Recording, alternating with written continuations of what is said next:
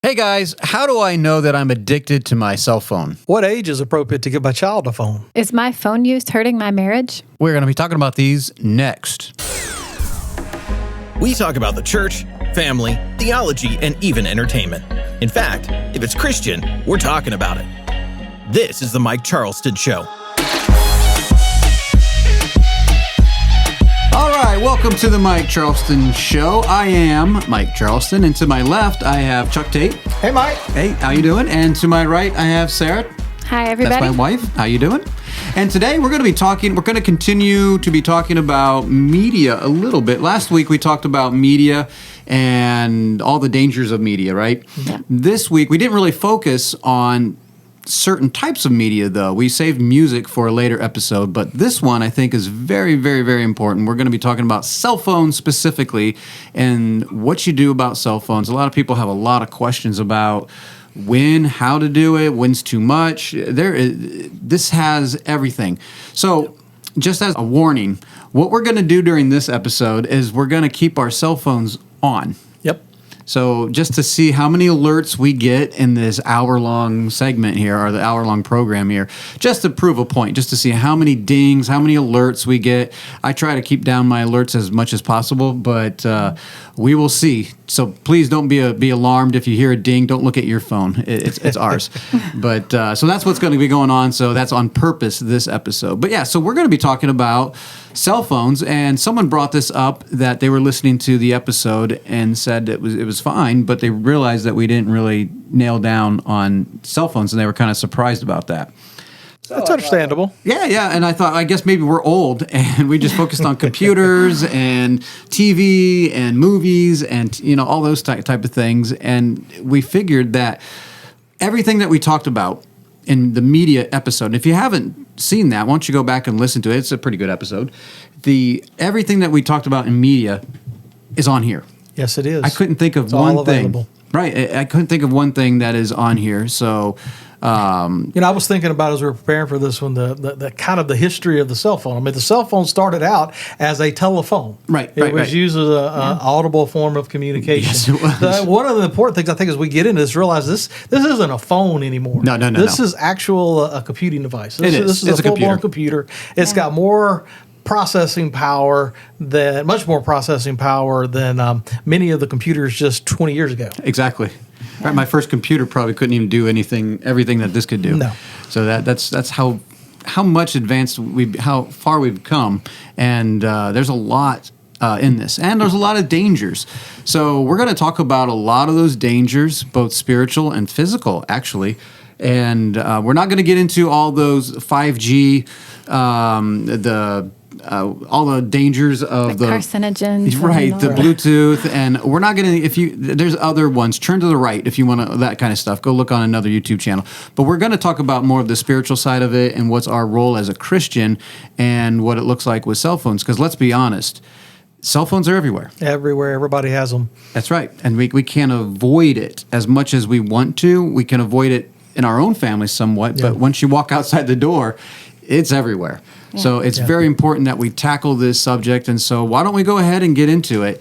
You had a little interesting thing before we get started here about National Geographic. You just so happened to be taking the kids to the dentist. Yeah, we went to the orthodontist yesterday, and Lydia was helping me try to get my thoughts together in the notes, and she opened a National Geographic magazine, and it had a little thing from Weird But True, and it said, laid end to end, the iPhones and iPads sold in a year would stretch halfway around the Earth. That's crazy. That is crazy. So I was that's interesting. If you put them next to each other, all of them that are sold this year will go halfway around the Earth. Yeah. Now, if you think this is a small Earth, then that's probably not impressive. But this is a big Earth. So that's a lot. That is a lot. And I was just reading an article that I'm going to get it wrong somewhere around here, so Joshua can probably correct me on YouTube.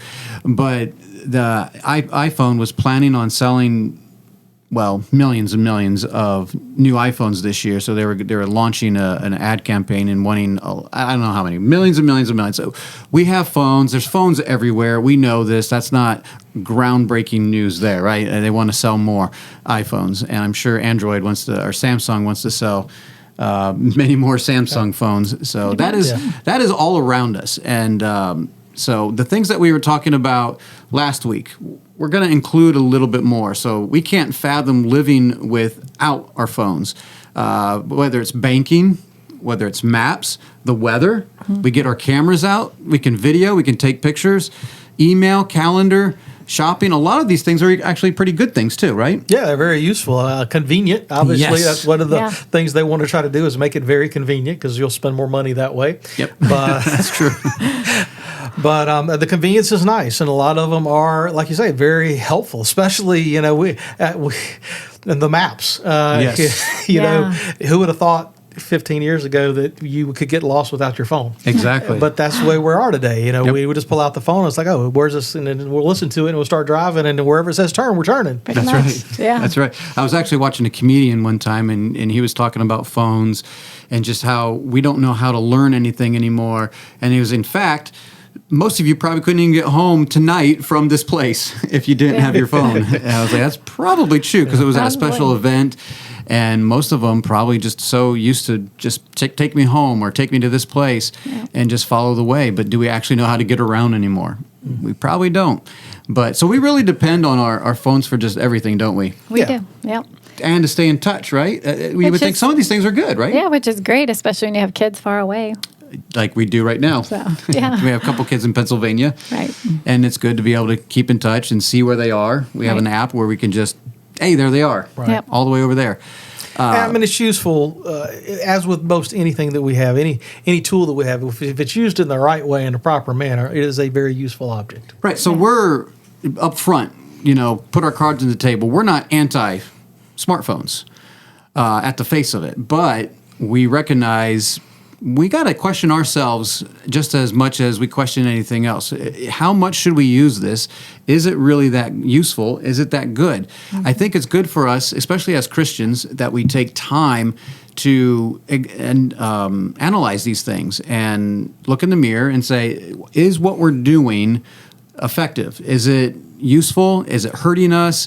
No matter what it is in our lives, whether it's the books we read, whether it's the movies we watch, the people that we hang out with, the phones. So that's the subject that we're talking about. So we're not just picking on the phones, but we are. Well, because everything does come at a cost. So it's costing you something, and not just the monthly bill. Right. It's more than that. So now, what do you say that again? So you said it earlier off air when you said when you replace something, or when you take something away. When you say yes to something, you say no to something else. So when I say yes to my phone and I'm going to, be on it doing whatever, I'm saying no to something. Maybe Absolutely. my kids that are waiting to talk to me, or could be anything. So it's something to consider. That's right. When we replace something in our life, something is lost. Right. So we do have to remember that. And if anybody else has an iPhone, I don't know about Android. We're all iPhoners. We are. And every week we get an update, and sometimes it's embarrassing when it says how many. Do you get those alerts? I don't get them. No. You don't get that? Okay. How much time I've been on per day? It's embarrassing sometimes. I'm like, oh man. So I try to get mine down from the previous week, but you get yours, right? Yes. Your phone usage alerts or whatever every Sunday, Yeah. and so anyway, we're going to talk about some of those things on protections that we can put on our phones. There's different apps that you can have to help protect ourselves. So we'll get into that shortly, but. Anyway, you wanted to talk about phones are great for when. You kind of confused me when you wanted to talk about this. I'm like, well, we're talking about bad, but we want to be fair. Well, I just thought about if your spouse is away, Right. sent, what do you call that, deployed in another country for months at a time. It's great that you can FaceTime and he can still see you and the kids and whatever. So, I mean, that's a great thing. Yeah, well, like when we're away, which we hardly are ever away from each other, but if for some reason, there's the first alert, and so when you're away from each other, it is nice to be able to FaceTime. Our kids are engaged. Yeah, so they are. And they constantly FaceTime each other. Yes, We they didn't do. have that. No. Well, I don't know how But I do necessary remember that is. sitting on the telephone, just talking on the telephone. And then you run out of things to talk about, and you just sit there with silence on the other Nose end. breathe. Yes, I remember that. Are you still there? Yes. I'm still here. But on FaceTime, you can actually see each other and like, hey, you walked away. What are you doing? And no, but it is nice. friend in need. Right. Well, when somebody that you care about is going through a hard time, and that you can call them or text them or email, all the different ways you can communicate with them on a phone is really quite nice. It is a huge help. That's why we're saying we're going to throw out some of the positives here. The phones are useful. I keep my calendar on here. It alerts me when things come up. It's an alarm clock. But think about this. This answers everything for us. That should scare us in a way that our whole lives, if we took away our phones, we would be helpless in a way. Yeah. And that's scary. That should wake us up and be like, should we depend on our phones for everything? Right. The phone, as we're talking about, is the good side of it. It is good for communication whenever you're having somebody away, but it's a source of instant communication. So you can instantly communicate with anybody pretty much anywhere. The flip side of it is that anybody can instantly communicate with you. Yes. So, one of the things, and I'm sure we'll get into this, we'll talk about time and other thing, you need to realize you don't have to answer right away. Yeah. Right. So, but that can be a temptation as you feel like, okay, I got a message. What you got over there? Yeah. That's right. You got to answer. That's right. Well, my dad, he always told me growing up, and this was before we even had computers in the house, and a phone would ring, and he would say, "Son, the phone is there for your convenience, not for theirs." And that was a tough lesson, but it's a good lesson that maybe we should learn. Now, we're going to get into that later, where we see how this plays in our mentality later on, but we tend to make excuses for everything and make it seem more important than anything else. Yeah. Right, because phones are useful, and it's fine to use it for the good, but we do tend to just excuse away all our use. Right. We like to promote the positives too much when we actually don't use it for those things. We use it for more of the games, the social media, the videos, all those other nonsense things. But we do like to say, well, I FaceTime my friends. I text them when they need me. We justify it in a way. We justify all of our idols in our lives at sometimes. But anyway, you have 1 Corinthians 10:23. Why don't we get started with the Bible verses? It says, all things are lawful for me, but all things are not expedient. All things are lawful for me, but all things edify not. Yeah, so Paul here is saying like all things are lawful here, right? But so we're not saying take the phone and chuck it. We're not saying get rid of your phone, but at the end of this you may want to. But we're not trying to be legalistic, and that's another thing we want to point out here. First is that just because we might have rules does not make you a legalist. The world has rules, and they're not trying to impress a God. They're not trying to earn their salvation. There's simple things in this world that make sense, and things that we don't like that are going on that we have to have some rules about. Yeah. So if you make some rules for your kids with their phones, don't feel bad. Don't feel like, oh, we're being a legalist because we have rules and we have standards. Right. No, you need to have standards, especially for these. So, okay, so why don't we go, what do we have here? So we got a list of dangers that we put down.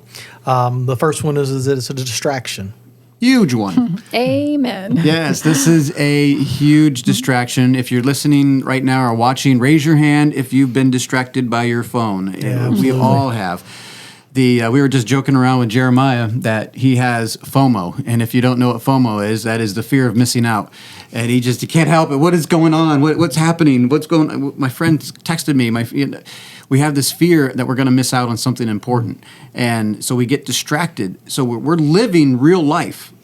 And then we get these messages from people that aren't even in the room, and we're distracted from reality. Mm-hmm. And that's a huge problem. And even if we choose to ignore the rings or the whatever noises it's making, it still distracts. It's very distracting. We'll be sitting there trying to do school or eating, and my phone will make a noise, and everybody kind of looks. They're like, who is that? And I'm like, it's okay, I'll get it later. But especially if it starts dinging like 10 times. Oh, yeah. Then everyone's worried. You got 4 people in the room that are on the same feed. Yes. Right. Oh, yes. That's funny. Really? Yeah. That's funny. So that was another one of the dangers that we had. Wait, before we get there, I want to ask you a question. Oh.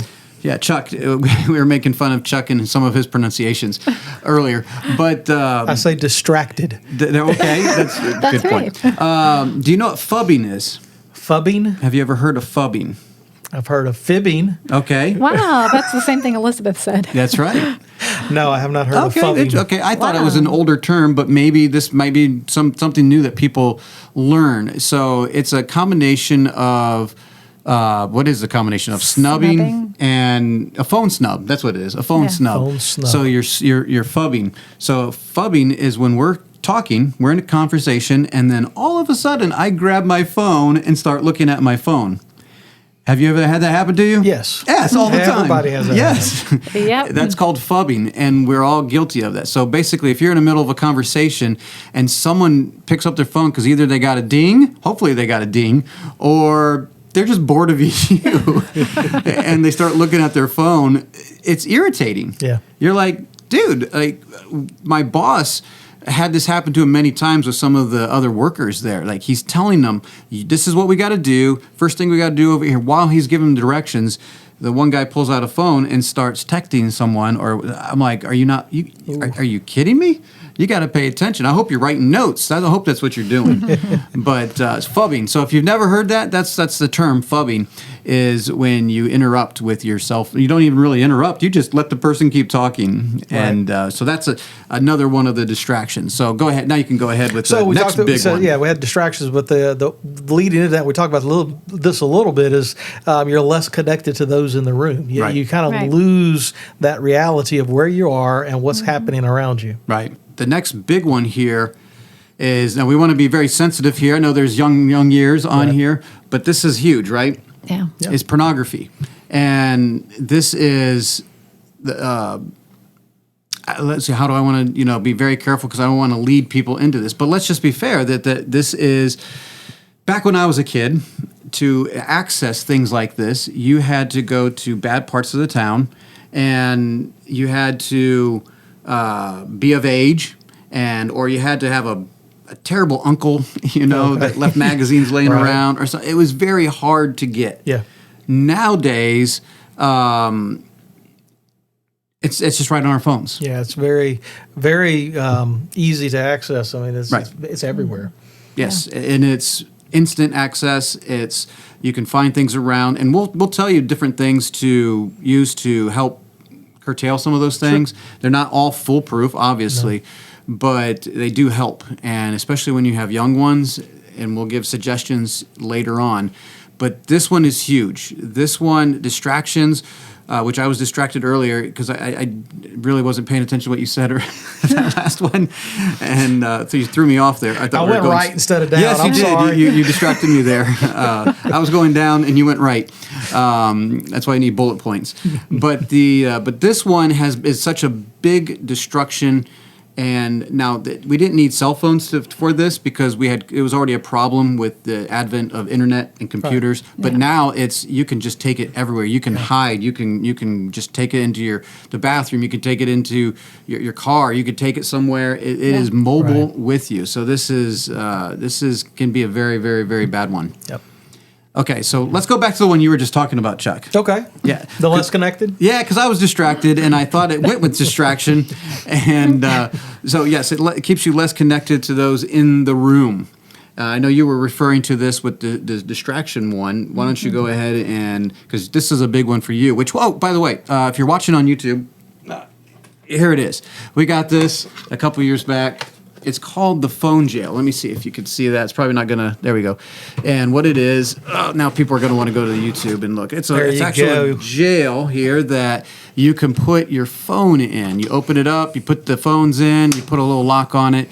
So for those of you who are actually listening on the podcast side of things, Mike's holding up a rectangular object that is a cage. It looks like a little cage you would put a bird in, and you can open it up and put the phone in and lock it up. It has a little lock. It has slots, 1, 2, 3, 4, 5, it has 6 phone slots. Okay, yes. So you can slide them in there. And we got them because we didn't like to have, at supper time, we want the phones put away. Yeah. And we had guests come in, and they would just sit at the table and talk and text, and while we're there. And I'm like, they're not there, we're here, so talk to us. So you become less connected of those in the room. Like, we are actually together right now. Mm-hmm. Focus on who's in the room, and yet we want to be 10,000 miles away. We're texting someone in Uganda. Or we actually think we can do both. And it's impossible. Yeah, that's a huge problem. Like you said before, if you're going to do one thing, you're giving up something else. And by doing that, you're giving up the conversation and what's going on in the room. Yeah, that's the myth of multitasking, right? Right. Yes. And what it really seems to tell the people that are in the room with you is that I'm not important. Yeah. These people are more important, so I'm going to respond to them. That's right. Yeah. So. And there might be a time where you can be interrupted. And that's why if I'm eating at the table and I get a phone call, I'll excuse myself. I figure that everybody at the table does not care about my conversation with so-and-so. I'll be like, oh, it's so-and-so. Let me go take that call. And then I get up and walk away and I talk. And that's actually very proper. Right. It's rude of me to sit there right in front of everybody, grab my phone, answer it, and say, oh, hey, Bob. Oh, yeah, I'm just here talking with everybody else. You want to say hi? Hey. And then just carry on with the conversation. And they're captive to them. They can't talk now. They feel like they have to wait for you to get off the phone. Yeah. Right. And it's very rude. But even worse than talking on the phone, I mean, that's terrible. But just sitting there and trying to pretend like you're in the conversation, but you're just clicking and scrolling and whatever, and you're just kind of trying to do the multitasking thing, Yes. and it doesn't work, and it's very rude. Yeah, So. we've read studies on the multitasking myth, and you really can't. I know a lot of ladies think, oh, I can multitask. No, you can't. You can multitask Certain somewhat, things, but yeah. you're going to miss a lot. And what the message you're giving out to the people involved are, I don't care about you. Yeah. I care about all the things I'm interested in, and I don't really care about you. So be aware of that. Okay, so another one there, Chuck. So another one we had is it's addicting by the means of we're going social down. media and games. Yes. Addiction. Come on, man. We are talking about phones here. How many of us know about addiction to this thing and what's on here? Now, I was talking to a fella that he was giving up his social media. And he was just saying how he was addicted to it and he needed to get off his phone. And I never even thought about putting it on my phone. I don't have Facebook, Twitter, Instagram. I don't have any social media on my phone. Never have, never will. I don't want that stuff on my phone. If I go to social media, I go on my computer and I purposely go to it for that purpose. Yeah, you mentioned that last week, and I found that interesting because I never go to Facebook on a computer. Right. Okay. Most people don't. I really don't use. I hardly use Facebook. I will go look sometimes, and I do like to keep up with people, but it's only on my phone. I never go That's strange. on a computer. I never even thought about that. So do you get a lot of alerts all throughout the day? I get no alerts Because you don't whatsoever have it from set up for Facebook. that? I may have turned it off. I Right. may have turned the Facebook alerts off. Well, if you are someone who is into Facebook and you have it on your phone, the alerts probably come in constantly. And I didn't want any of that, so I didn't even have my phone. So I just go to the computer, and so that's my time where so I'm actually intentional. I don't want it on my phone. So the addiction to social media, not to say that I can't be addicted to social media on my phone, on my computer, but games and media and different things definitely can be addictive. When you're just bored, They're designed to be. Yeah, you're so easy when you're bored just to whip out your phone and start playing a game or check social media or check the scores of the games or check the weather. Or it's so easy just to take your phone out. I've been there. I'm guilty. I think we've all been guilty of that Everybody. here. Yep. Because it's so easy. Well, I remember that I used to have Facebook on my phone years ago. And I remember I'd go to my room. This was when you were at work. And sometimes I would just find myself scrolling, and it's you just scroll and you'll see something interesting and you just keep scrolling. It felt to me like I was waiting to get the hit that I needed. Right. Now I'm oh, okay, that's enough. Now I can go back to whatever I was Reality. doing. And I was okay, that's not a good feeling. I don't think I should feel like that. And then I read an article one time talking about how callous we become as a society because of Facebook, because as you're just scrolling through Facebook, you'll get messages like, my child is sick, pray for me. And then we put a care heart thing or a like. And then the next one is, the Cubs traded so-and-so. And then the next one is, here's my meal. And we become desensitized to the important issues. And we just lump them all together to our casseroles that we're making. It is really, our minds are, we just, oh, that's sad. Oh, sad face. Oh, like it. Oh, heart. And we're just going through and we're becoming detached from what's really going on in the world. Right. So anyway, let's go to the next one. Yeah, I'm going to go ahead and put the next two together if that's all right with y'all because it kind of goes in the same thing. So the phones can cause anxiety and it also increases the stress level. So what do we mean by that? Well, stress for sure, because it's constantly beeping and all these alerts, and I've got to respond to all these people. Yes, yep, which causes anxiety. Yeah. So that's why they're one and the same, right? It's supposed to make things simple because you have all these organizing and all this other stuff, but it just sometimes is... Takes over. Yeah. Well, and especially for a mother who's trying to spend time with her kids, there's that temptation where This is more important right here, the phone, than my children. And your kid's screaming over there, and you're frustrated because you need to deal with them, but somebody wants the recipe that you said you would send them, and so We didn't have ridiculous. this issue when we were raising our kids. No. Not for a while. Cell phones didn't come out till 13 years ago, Joshua? You said 2007? So by then, Abigail was 8, and we didn't even have a cell phone or smartphone until, I don't even know when we had it. But I first had an iPod Touch. If you remember those. I do. An iPod Touch. It was like a cell phone, but it was just for music and stuff. And so that was like to get you warmed up for the iPhone. And I don't know when we first got a smartphone, but it wasn't that long ago. So anyway, but it does cause stress and anxiety. Why don't we go ahead and read Psalm 1:1. It says, "Blessed is the man that walketh not in the counsel of the ungodly, nor standeth in the way of sinners, nor sitteth in the seat of the scornful." Now, we decided just to stop right there. We could read the whole chapter.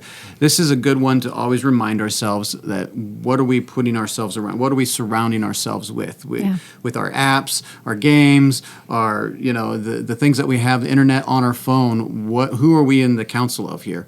And so we have to be aware of are we the blessed man, or are we the guy that's the scoffer? And we want to be very, very, very careful with that line. So why don't we go to 1 Corinthians? Well, before you do that, Okay. like I say, Psalm 1:1 is always one that it stands out to me for the way that it's actually the progression. And Okay. I can see that as a picture with the phone, too, because how much you actually give into the temptation to continually use this thing. Right. You go from walking to standing to sitting. Yep. And it's just, you see the progression and how it actually pulls you down. Yep. Yeah. That's Yeah. a good point. 1 Corinthians 6:12. What do we have here? It says, "All things are lawful unto me, but all things are not expedient. All things are lawful for me, but I will not be brought under the power of any." Sounds familiar, like we just read that one, Yes, but not exactly. Exactly, different because one. the other one said, "All things edify not." So I think sometimes we have to consider, okay, is this edifying to me or is it not? But this one says, "I won't be brought under the power of any." And you talk about addiction and this Yes. pull, and it's like, okay, Yes. I shouldn't be brought This under is the power. this is as a Christian. Now we're talking to Christians hopefully out there, and if you're not saved, you're not a Christian, then that's a whole nother episode. We'll go to that one. But this one came first, actually, than the 1 Corinthians 10 verse. Yeah. But all things are lawful, but all things are not expedient. Now, expedient is like beneficial. Not all things are good. All things are lawful for me, but I will not be brought under the power of any. Now, we as Christians have the power. We are not under sin. The bondage of sin has been put away from. As Romans 6 teaches, that we are dead to sin, we're alive to God, that we are no longer slaves to sin. And so we do have that power to not be addicted to these things. But sometimes we let ourselves. We forget how Romans puts it. We basically enslave ourselves by handing ourselves over to these things. So we want to be very careful that these things are lawful. Like, once again, we're not making laws or rules here, but is it wise? And that's what we're talking about. We're not being brought under the power. Okay, so now this goes to the next subsection, parenting and cell phones. So this is a big one. A lot of people have a lot of questions when it comes to raising their kids. And what do we do? Right. How do you determine what's appropriate? Right. Yeah. So here's a good example. I was reading, I think this came from Focus on the Family. It may not, I don't remember where this came from, but it was a car example. So when a kid turns 16, we give them keys, but not always 16, maybe 17, maybe 18, depends on their maturity. Some kids started when they're 15. Shh, don't tell the government.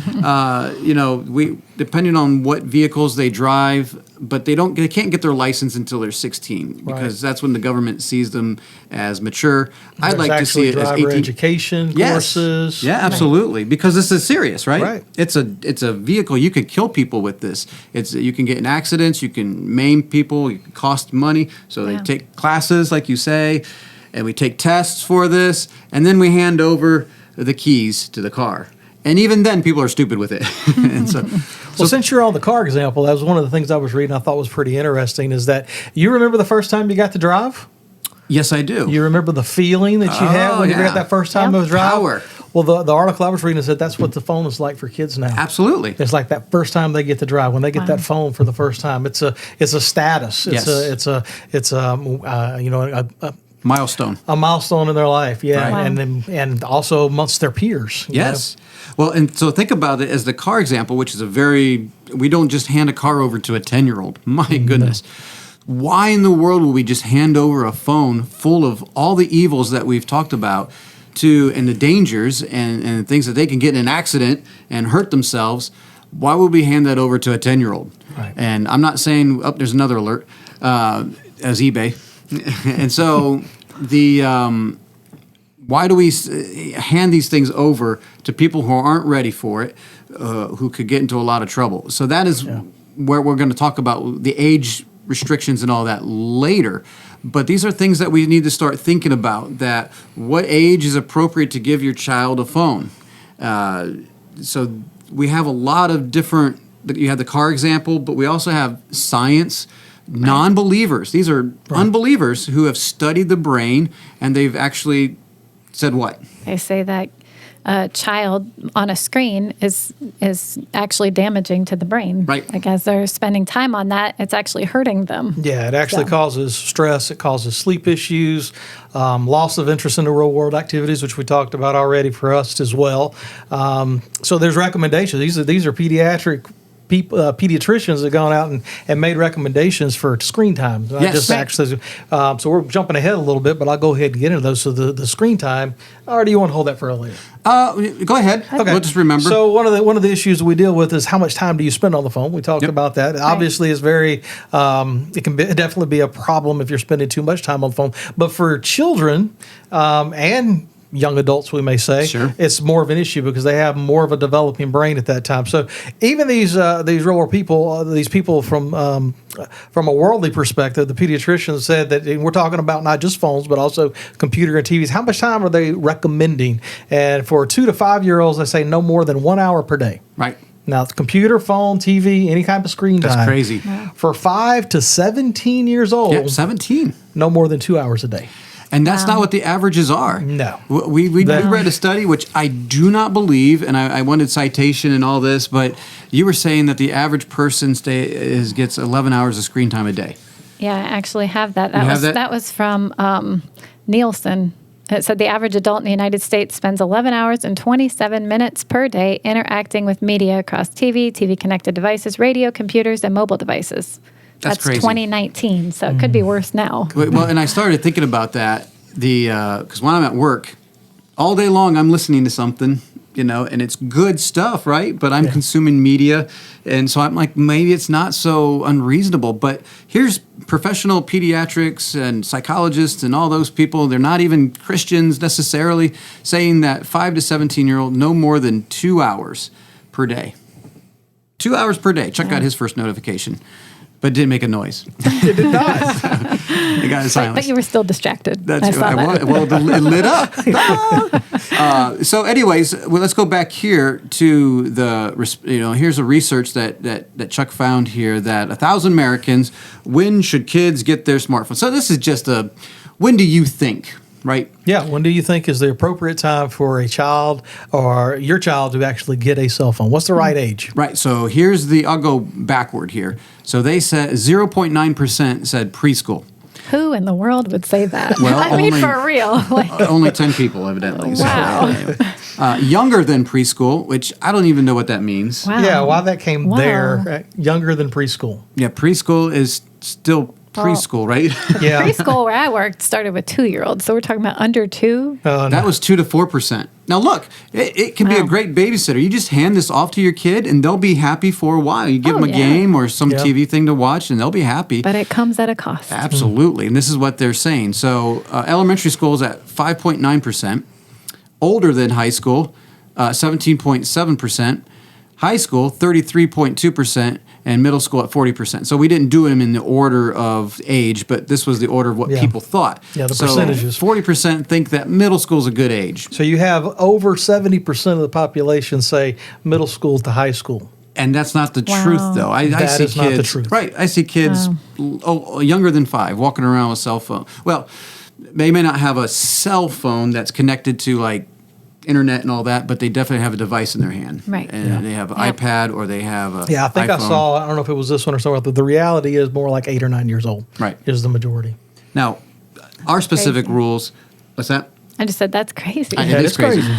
Our specific rules were that our kids aren't going to get a smartphone until they either, one, or start driving in some way, and then even that, it's not internet connected, or two, they are like 18 or something like that, and most of them drive before they're 18, so that was our rule in our house. Now, they have access to a phone, or when they start a job, or when they go out of the house, we want them to have a phone on them, so in case something happens.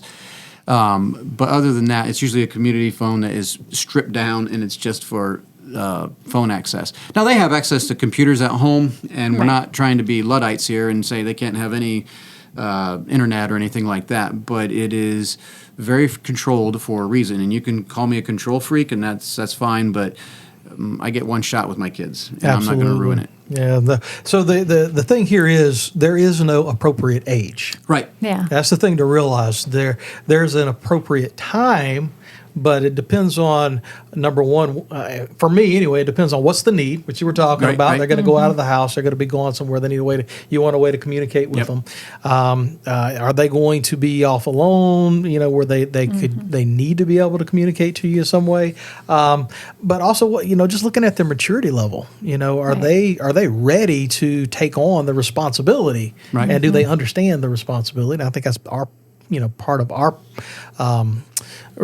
responsibility is to teach them that. Absolutely. Right. But it's an age plus maturity, and for me also, I'm like you, Mike. It's a need. Why do they need it? Absolutely. If it's not needed, if it's just so that they have they feel like everybody else, then obviously that's not a good enough reason. It's not a good reason. Yeah. Nope. There's way too many people jumping off that cliff. So not a good reason. So what about limits on my child's phone? So I finally decide when and what age, what time period I want my kid to have a phone. Should I limit it? So just because my kid has a phone, is it completely open to everything? Mm-hmm. Well, I hope not. I hope you're a little smarter than that. And so what should we limit? Well, and I think that, again, depends on the maturity of the child. And Depends on the family. I mean, with iPhone, it's really easy to take off everything, Right. other than just the ability to call, text, maps. You can put on, they just do make it each, easy. iPhone each does app make as it. you feel like, okay, they can handle this one. Yeah, and if you don't know how to do that on your iPhone, there's plenty of, you go look on YouTube and on how to do that, parental controls. Or reach out to us, and I'll be glad to send you something. Sure. Yeah. Because Sure. the iPhone has improved much over the years. It makes it very easy to let you pick and choose what's going to be allowed. Right. And you can even take off the App Store so they can't download an app, Absolutely. Right. on their It's very own important. or whatever. There's all sorts of parental controls that you can use. So I think, initially for my kids, that definitely, if there's going to be a smartphone, number one is going to be the internet browser. You don't need a web browser. Right. No access to the internet. Right. You're going to disable the games. I choose the social media. So there are some groups that I may want them to be able to communicate with. If Sure. it's, like our family group, so they can Right. get their brothers and sisters, but you can choose that. And then once you've made your decisions of what's appropriate or not, then you can lock it down. You can actually Right. lock them from being able to get to the App Right. Store, which you don't want them to be able to go Right. get anything they want in the App Store. Right. Yeah. Now, we talked about this, and this is, maybe I'm getting ahead of myself. I'm trying to remember if we put this in the notes somewhere. Be very upfront with your kids how this process is going to go.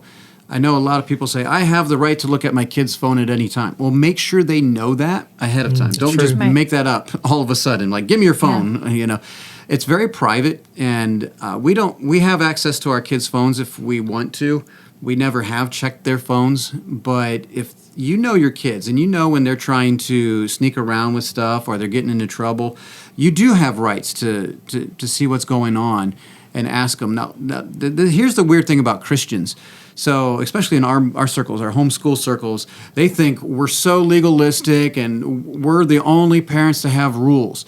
Well, let me tell you something. Out there in the world, they're struggling with this too. They don't want their kids to meet older men, their daughters to meet older men online in these social groups. So when the kids get in trouble and they disobey, guess what the first thing is they do? They ground them from the phone. Do you know what grounding means? That means give me your phone for a week. You cannot have it. And that's brutal to a teenager. Yeah. So, just because that in our circles we want to see what's going on in your life does not make us a legalist, does not make us mean parents.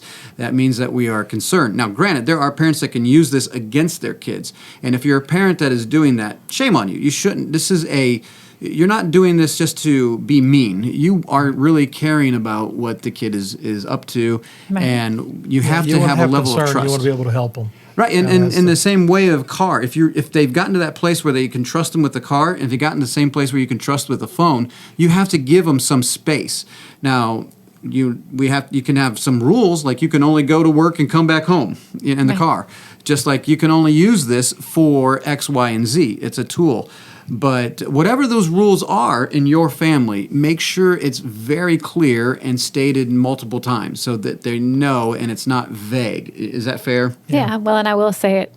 The rules should relax over time. I mean, like what we started with when Abigail first used a phone to where she is now. She's 22 now, so yeah. Right, has changed a lot. And pretty much, she doesn't have rules at this point. I mean, I talked to her about it, and I'm like, look, if your phone is a source of temptation, you need to get rid of it. You need to get some accountability. But I mean, at this point, I'm like, you need to be able to do what's right and wrong for yourself. I mean, at that point, you hope that you have actually accomplished what you set out to do. Right. And that's so they can stand on their own. Right. And have their own convictions. And that's scary, but that's where I'm at. I have to stand on my own. That's where we're at. We have to. So the last thing here before we get to kind of our rules, I know we talked about our rules a little bit. Yeah. Where are phones allowed? Parents have those questions. Do we just let them have at it? Well, and again, in the secular world, a lot of the things I was reading, that's a big issue. And a lot of people are like, I will not let my kids have their phones in their room. And I won't let them have them at the dinner table or on Saturdays, or they'll pick a day that's a tech-free day, and so they won't have them. Right, because even the world is realizing that this is just too consuming, that the it's not good for development. And they're not even thinking of the spiritual aspect. Right. No. But there's a lot of dangers out there when you're bringing the whole world right into your bedroom and you're under the covers, you don't know who they're texting, you don't know who they're reaching out to. Yeah. I mean, we've known friends of ours that, daughters are meeting people online and setting up places to meet. Right. That is very, very, very dangerous. You don't know who these people are. And so you've got to be very, very, very concerned about these things. Okay, so let's go real quick to our rules before we take a break. I know we've gone really long. We don't have a game show or questions, so we can go a little bit longer in some of these. I think this is very important, though. So our rules, we got 3 rules here, right? Yeah, and I think the 2 we touched on, we just didn't touch on the first one. Yeah, the first one is, I know this is a unique rule. This is a Charleston rule, and we've relaxed a little bit on this. Mm-hmm. But kids can't look on other people's phones. Now, I'm not saying that Jeremiah, Rebecca, and Hannah, and Abigail, they're all over 18. They've got to decide those things for themselves here at this point. But our younger ones, we don't allow them to, someone's like, hey, look at this. Hey, check this out. Mm-hmm. We're like, nope, turn your eyes away, say you can't look at it. You have to get permission. You might say, oh, come on, that's serious. Well, you know what? People have been exposed to pornography quicker than that. Just say, hey, look at that. Boom. And it's like this. I don't know what they're showing. I don't know what kind of things they're exposing. So we have to be very careful and very aware. And most of the time, like we were at our house one time and our neighbors came over and we were talking about a certain subject. And the neighbor boy looked it up on his phone and was showing, and Jeremiah didn't know what to do because he's like showing him. And I looked right at Jeremiah and I kind of nodded my head like, it's okay. Go ahead and look. Because I knew what he was searching. It was pretty obvious. And so he felt comfortable and he looked. But just normally when they're out playing volleyball and someone wants to pull out their phone and say, look at this. Right. No. Yeah. So I don't know if you guys have a rule like that in your house. So yeah, for our younger children, if they don't have a phone, so I mean, obviously if somebody has their own phone, if they don't have a phone, they have to have permission if they're going to give somebody else's phone. Yeah. They got to come ask. And if we do even allow that, then still they're sitting in an area where it's open with everybody else, so you can see what's going on. Right. Yeah. Same thing if we're riding in a vehicle. Yes. If you're going to be in a vehicle and you want to use somebody's phone, even if it's using mom's, you're going to be sitting beside somebody else for accountability. Yep. Yeah. No, that's a really good one. Yeah. Because the question though is like, what about siblings? What if you have an older sibling that you're not sure about, and they're coming into your house, and hey, come over here and sit down. You have to make that sibling aware that hey, we don't. If this is your rule, if this is going to be your rule, you have to make sure that hey, you know this rule. Just because you're our daughter or our son, doesn't mean you can just show our other kids this stuff, and just make sure they know that if they can't respect it, then we have problems. Then we're going to have issues with allowing them maybe even come in the house, because it's that important. We don't know what people are bringing into your house. It It's so easy nowadays. Like we thought about with our modem, or not our modem, router? Our router, just to shut everybody off so no one can have access when they come over to our house. But it doesn't matter. They're connected to 4G. Right. And they can still just watch whatever. And that makes me very uncomfortable where, people can live stream. People can just record your life. They can... there's a lot of things that can be brought into your house, so you want to be very, very, very careful. Yeah. So what do we have here? We got books that might help, babe. Why don't you talk about this? We did finish number two. Okay, we talked about it, but we might as well just go through it. Okay. So number one was kids can't look at other people's phones. Number two, we did talk about this already. It's more of a win. No phones until driving or there's a need. Yeah, and that was our rule. I don't know if you guys have a similar rule. Actually, we did the same thing. It's basically based on a need. That was the time frame when we started looking at it. If the need wasn't there, then they didn't get it. Right. And there's no need for the internet when you're outside, just if you want the internet, come in on the computer where it's out in the open. And it's not because we don't trust our kids, but it is because we don't trust our kids. They're still developing. They're like I said, there's different ages and different responsibility. When Abigail was 17, 18, we had complete trust in her. And actually most of our kids, by the time they were 17, 18, we didn't have any issues. So it was fine. So number three, go ahead. Number three was we always have a right to search their phones. Yes, and that was the one that we talked about. Yeah. Make it clear with them in that the beginning we don't want to do this. Right. But if you do have this rule, make it clear that we do have this rule, but we're only going to do that if it's you present yourself with having issues. Like if all of a sudden you become very argumentative, if you become rebellious, like who you're talking to, if you're being secretive, like if we walk by and you like close your phone like this, if you're watching on YouTube, you try to hide things, then we're going to have a problem. Right. One time Rebecca did that. She's over there with her little laptop and she's typing away, and I went to walk behind. She kind of shut her screen. And I was like, well, what's up with that? What are you doing? And then she's like, well, let me see what you're doing. She's like, well, I'm typing my book, and I don't want anybody to see my book right now. And so she opened up and showed me, and I'm like, okay, that's fine. I understand, but trust me, I'm not reading your book. Right. I just was curious what you're doing. And so anyway, why don't you go ahead and books that might help. And these are not Christian books necessarily. Oh, I think they are. Or some of them are? Yeah, well, these two are. The first one is 12 Ways Your Phone is Changing You, and I've listened to that. I've read it, and it is Christian, but it's rather interesting, so a good read. And then the other one is The Tech Wise Family, Everyday Steps for Putting Technology in Its Proper Place. And we'll put those two in the description on YouTube, and even in the podcast description we'll put in there. 12 Ways the Phone is Changing. It's a really good book. I think I have it on my phone, too. I'm not sure. Maybe not. I have the audio somehow. The Tech Wise Family, Everyday Steps for Putting Technology in Its Proper Place. Those are two good books. So why don't we take a quick break? Well, let me throw this in while we're on helps, because I found this interesting. So when I was doing a little research for the show today, I sent you a link from a site, and it just happened. I didn't even know this was in existence today, but there's a company out there called Gab Wireless. Yep. You can look at them if you want to. They actually sell phones and phone plans that are stripped down, but regardless of whether you're going to want to use their product or not, there's a lot of good information that they make available through their blog articles that they do that's on this topic. Yes, and that we know a few people that have that phone, and they've been pushing that. What is it called again? Gab, G-A-B-B, wireless.com. GabWireless.com. We'll put that link, too, in the description as I'm looking at Joshua and giving him more work to do. So, all right, why don't we take a quick break? And I guess, I don't know, we don't really have an email, and we don't have a game show. I did have an idea, but we may not do it. We may just come back with the next part.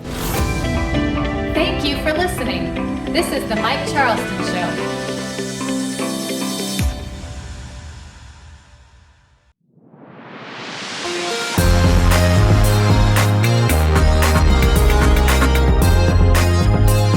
All right, we are back, and we will do something this segment before we get back into our cell phones. So my cell phone told me that it reminded me what we did. No, I'm just kidding. We're going to talk about our week a little bit. We don't have a game because Abigail and Rebecca are both in Pennsylvania, enjoying a week away. I am wearing, if you're watching on YouTube, I am wearing a shirt. It's called the National Bible Bee. It's a nice little T-shirt, but it's the Bible Bee shirt, and every year we do the Bible Bee. Well, this year, your family did it. A couple of your kids did it. Laura Another and family. Emily. Yep, and another family, the Cherry On family, joined us, and even the Grimms, Riley did. So we had a little big group there. Little big, does that make sense?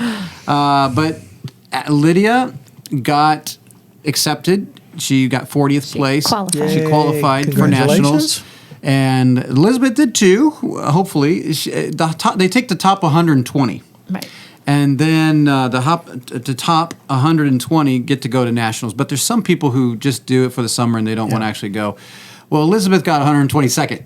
So she's an alternate, which most likely she will. All two people just have to drop out, and then she will jump in. So most likely she'll be going to. Which is pretty good, seeing that it's her first year as a senior. So she's the youngest in her group. So that's pretty. So that's as a good freshman, accomplishment. getting in there, that's pretty good. So we call the sports being on the bubble, right? She's on the bubble. Yep, she's on the bubble.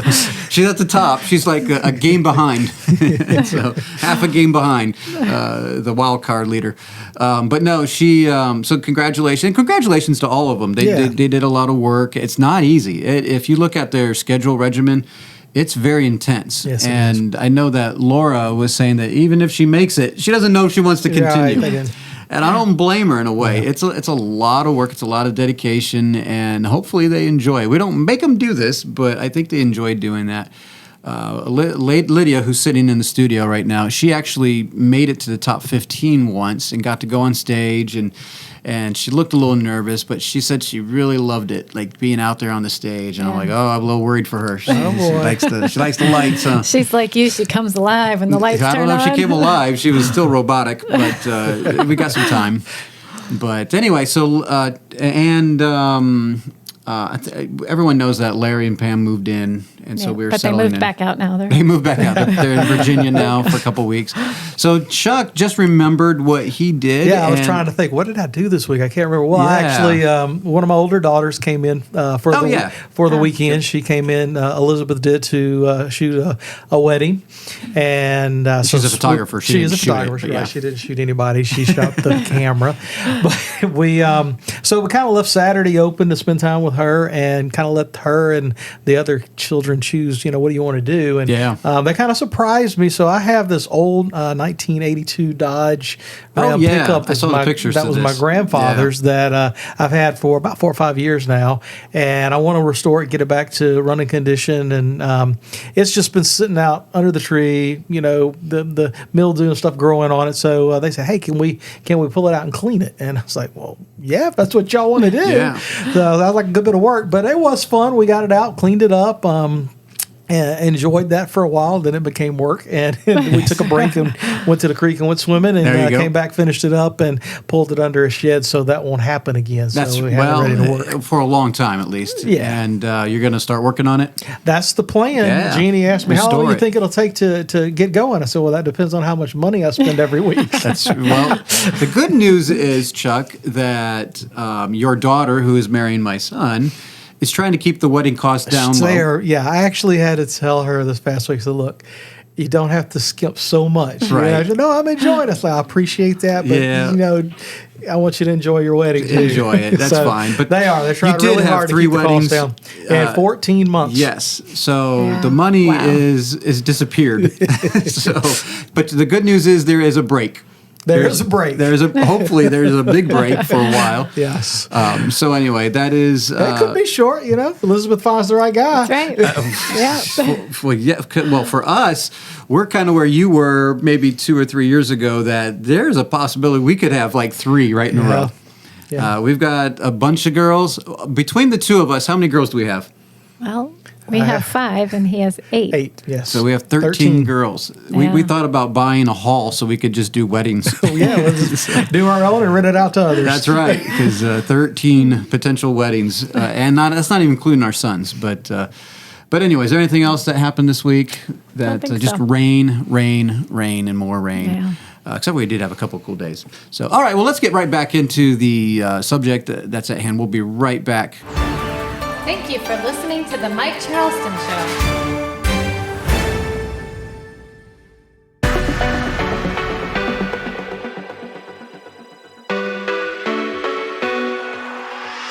All right, we are back.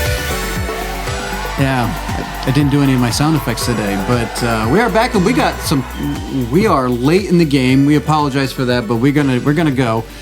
So the next little subject here is my responsibility with my phone. So this is a message for you, whoever's listening right now.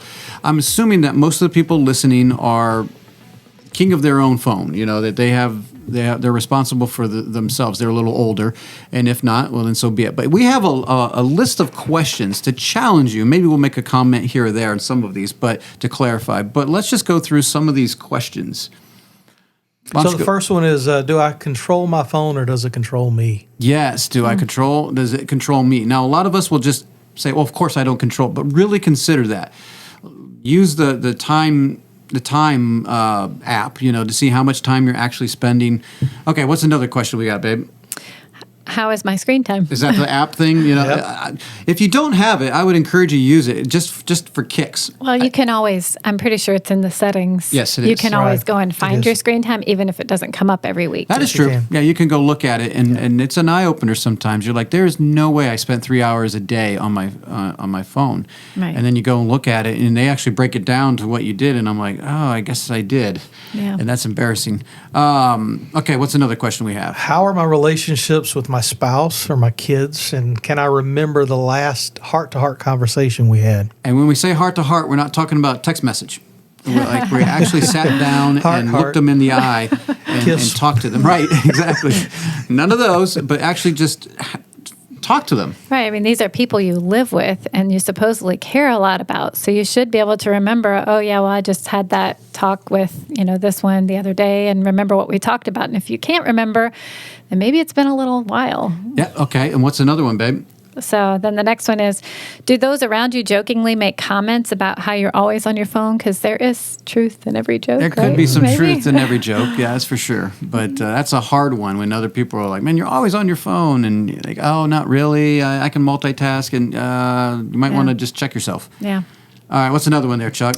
Am I being tempted or giving in to temptation to look at wicked things on the phone? Yeah, this is a good one. We'll get into a verse here in just a second that would help with this one. But there is a huge temptation for just about anybody, but especially guys out there. And if you don't have any kind of filters, there used to be filters for my phone like K9, but they no longer exist. As far as I know, and some of the other filters aren't very good. So you just have to discipline yourself, and there is some parental controls that you can use even for yourself. But if you're being tempted, you might want to consider getting rid of your phone. Yeah. It's not worth it. It's just not worth it. Yeah. Okay. All right, so the next one is, how distracted am I? Am I able to keep my focus where it needs to be? So how distracted are you? I mean, some of us, we just can't seem to think straight, and we'll say, I just can't focus, I can't whatever. Well, this is another one where we deceive ourselves. I'm really not that distracted. Right. Ask your kids. Yeah. Ask your kids. They'll let you know. Yeah, ask them. Yeah. Maybe not ask them directly. Yeah. All right, and the last one we came up with was what?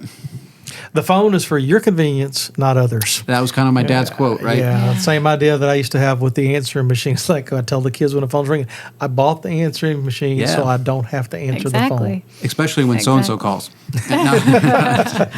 Okay, so we got some Bible verses here. 2 Timothy 3:2. It says, for men shall be lovers of their own selves, covetous, boasters, proud, blasphemous, disobedient to parents, unthankful, and unholy. I wanted to put this one in here just because of the first part of it. Lovers of their own selves. And boy, oh boy, when we get on social media, what about this right here?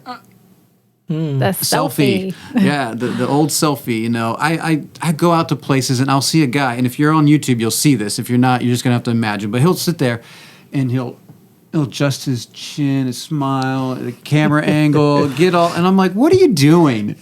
He's doing a selfie. I saw Jeremiah do that the other day, and I'm like, oh, son, what are you doing? Oh, well, when we went to whatever trip we went to, we were at a mall, they actually have a selfie whole place. You can pay some amount of money, $10-$20, and you can go in and take a picture and all the different settings that they have. And that was unbelievable. There was like a bathtub in there. It was like from the 70s almost, and you could go take selfies. It was a selfie store. Oh, that's crazy. Yeah.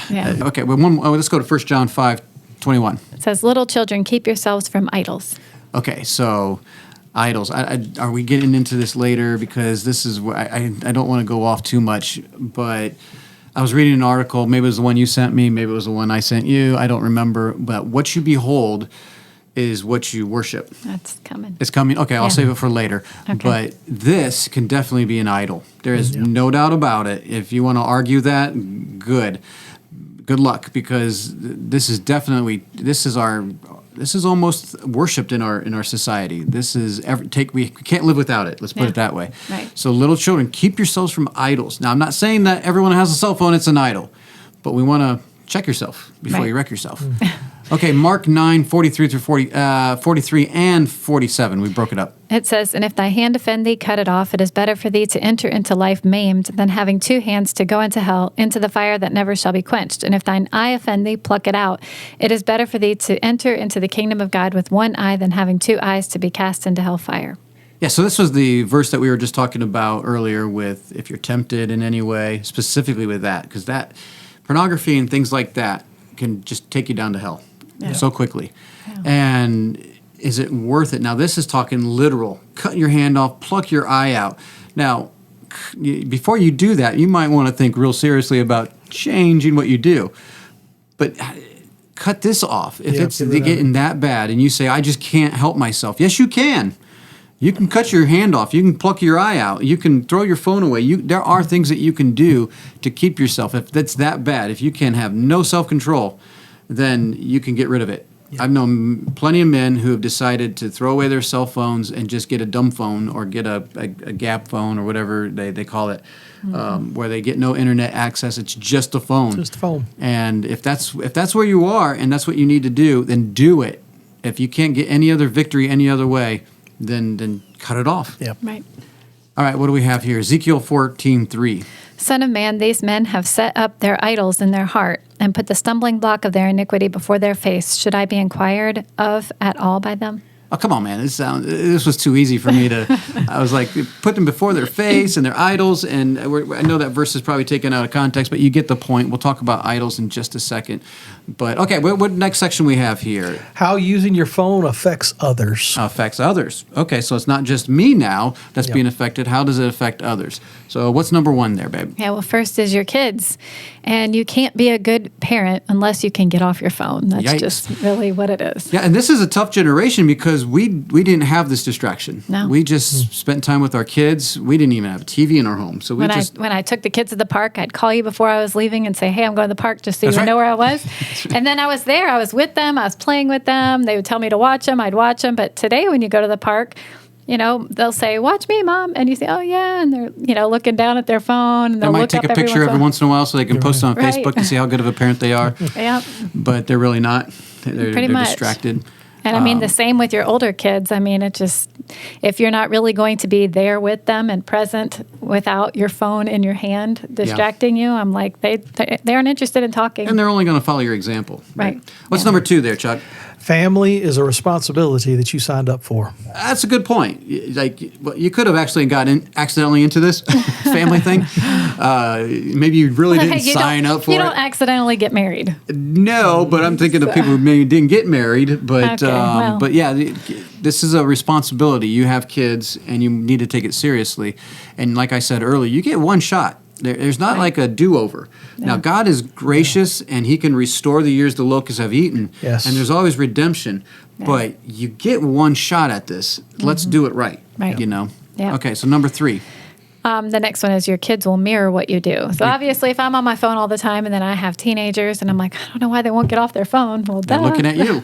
Right. They're gonna check follow. your time. Yeah, I have a 4-year-old now, and she wants to do what everybody else is doing. Something she'd love to be able to get on the phone. Yep. Right. And she will, and we'll let her get on and look at the pictures. That's one of the things she likes to do. But they want to do whatever you're doing. Yeah, I know sometimes I'm worried for you guys because she's like going to your password code and getting the wrong passcode like 10 times. I'm like, you're going to be locked out for like 10 years. She's just pressing random numbers. I'm like, that's 2 years. There's no. No. So, here's the word, number 4. Yeah, number 4 is no phubbing. I'm glad I asked you what that was earlier. Yeah.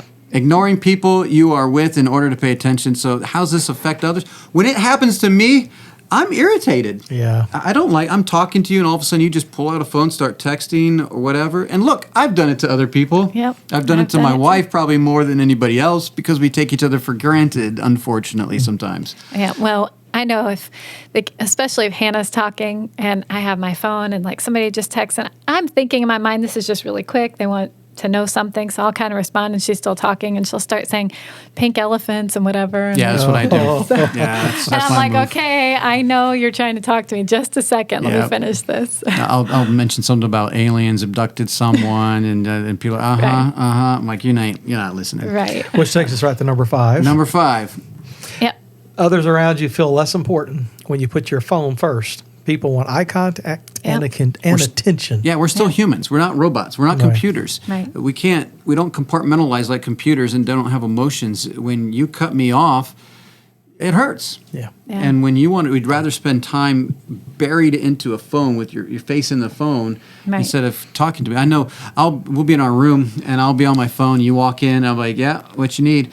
And you won't talk until I put my phone down. I'm like, okay, babe, I'm listening. I like eye contact. I'm like, you'll have eye contact with your phone. Yeah, so I'm like, put your eyes on me. But once again, I thought it was just a quick sentence, but maybe not. So you're right. I need to put it down. It's a good we're all learning, and no one is perfect in all these things. And that's probably a good lesson is to give grace to people in this and not expect perfection. But we got to be aware. Right. We have to be aware of these things. And what about number 6? Yeah, so those physically present should take first priority. When you're calling, texting, whatever, like the people in the room that you're with, they're here to spend time with you in whatever way. Yeah, So and there's some exceptions. Obviously, like sometimes when we have a gathering, I tell people like I'm expecting a call, or I'm expecting someone to text me or something. I may have to leave, and I think people understand that. But I don't want to do it in front of people. Yeah. Like last Bible study. Kenny called me, and it was very important that I take the call. I just went in my room, and I wasn't able to say goodbye to you guys, but I think you understood what was going on. But I'm not going to just sit there in front of everybody and keep them captive while I'm doing my thing. It's very, very selfish. Yeah. So that's how we're affecting. Okay, what about phones and marriage, babe?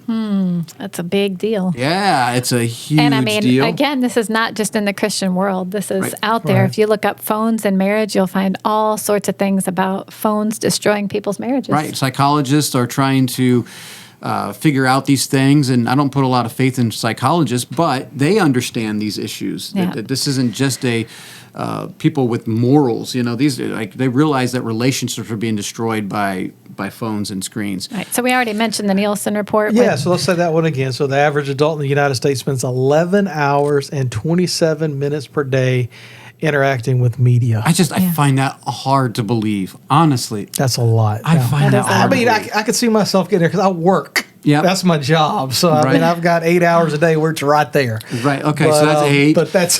And I get it. When I'm at work, I'm listening to podcasts, I'm listening to books, I'm listening to media. And so is that part of that? Sure. And while you're at work, I'm on Facebook.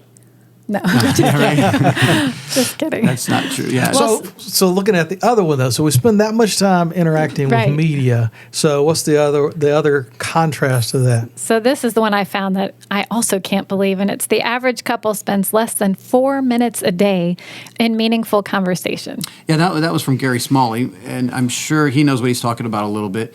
And 4 minutes a day of meaningful conversation. Now, that could be debatable what that means, but I could actually believe this as I was. Wow, that's horrible. I know, What do you but I mean can you can believe it. Because when you think about this, it's now we don't obviously. I mean, this is we'll talk for hours sometimes, but think about how relationships move throughout time. You get kids, you start raising your kids, you get a couple kids.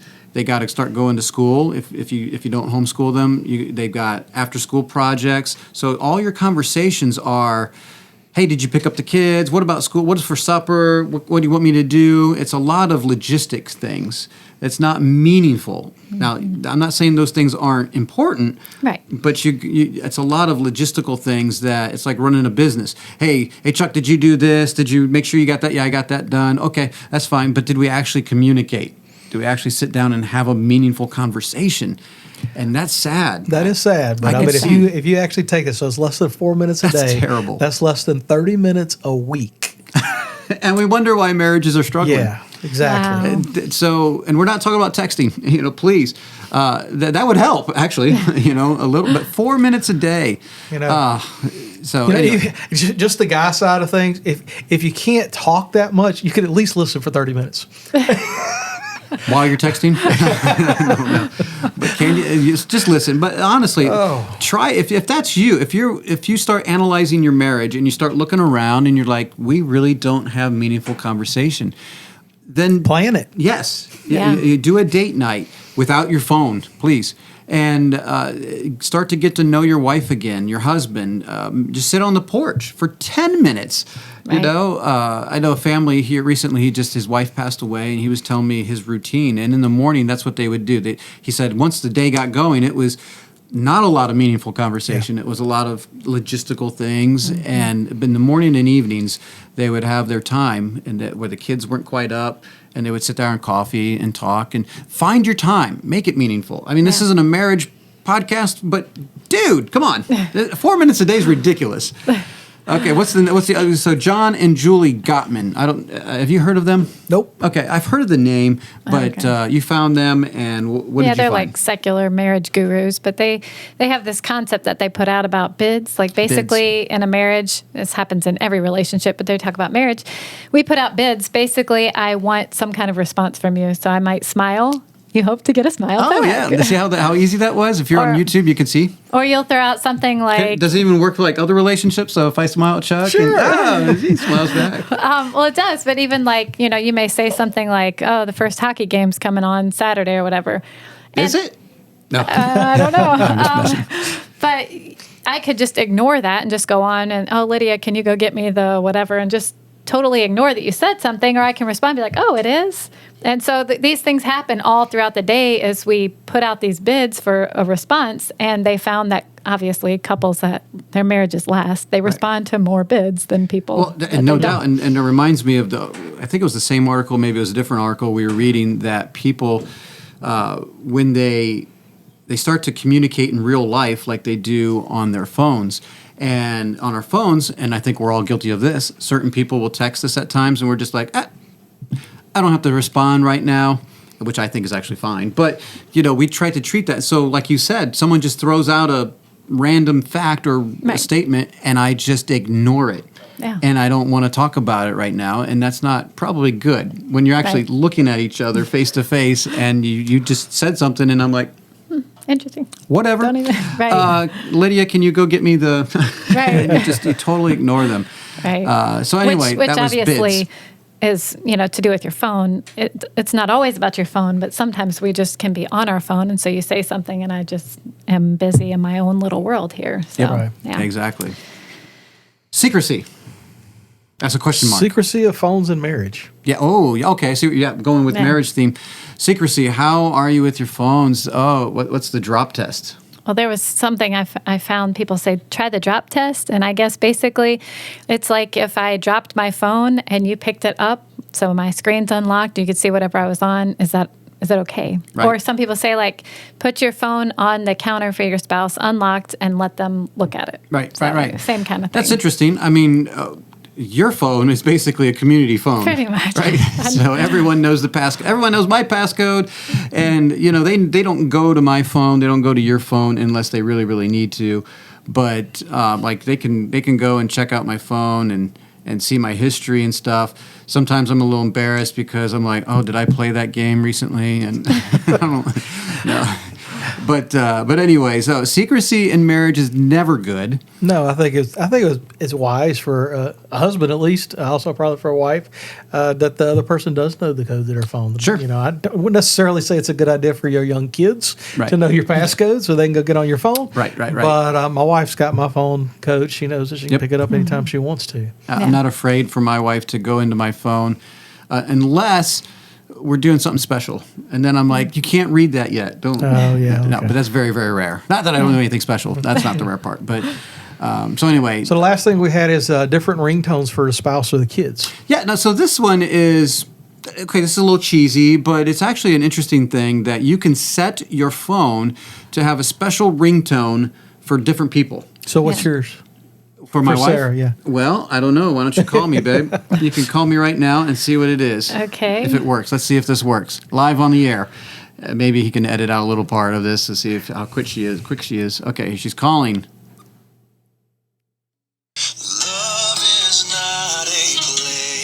There you go. Everyone knows this song if you watch Fireproof. It's a good song. Yep. Okay. Hey, babe, how are you? Oh, Okay. sorry. Hung up on you.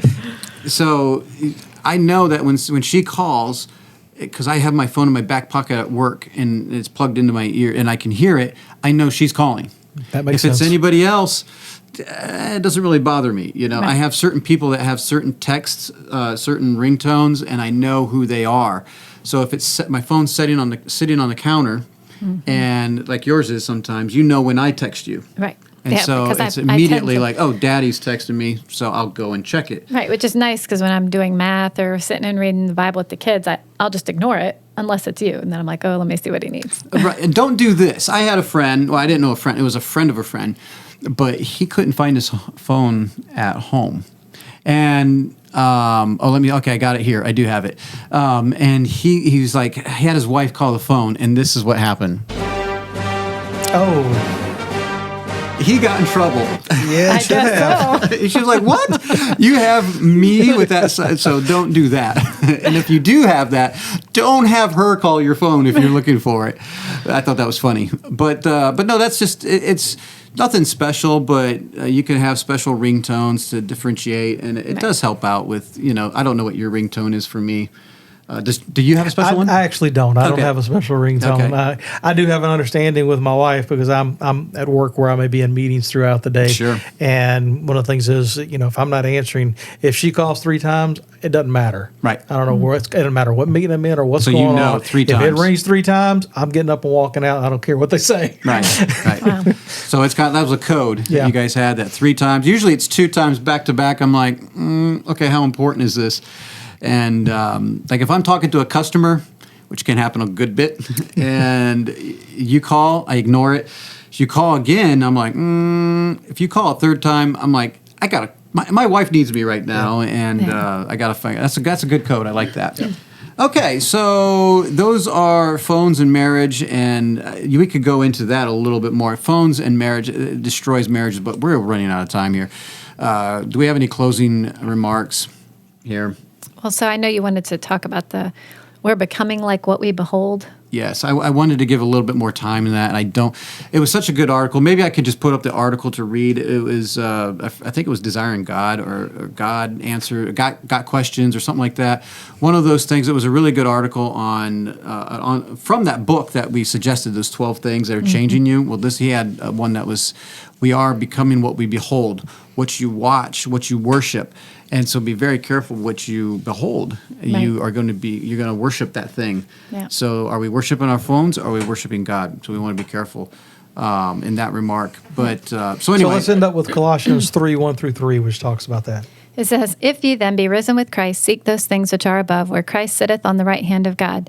Set your affection on things above, not on things on the earth, for ye are dead, and your life is hid with Christ in God. Yeah, I think we're actually going to cover this tonight. But this covers a lot of things, right? Yes. I mean, set your Yes, it affections on does. things above. If we focus on that aspect of it, then we're pretty Priorities good. kind of fall in place. Yes, Yeah. our affections should be in the right place. A lot of these technologies are new, and we're trying to figure these things out. But at the heart of it, if our relationship with Christ is right, then we're all good. All right, so why don't we go ahead and recap, Chuck?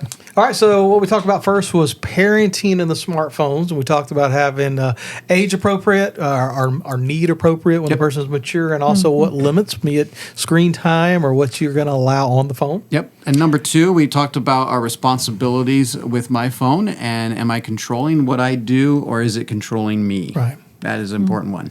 Yes. What about number 3? Number 3 is how using my phone affects everyone around me. What is really important? Is it this?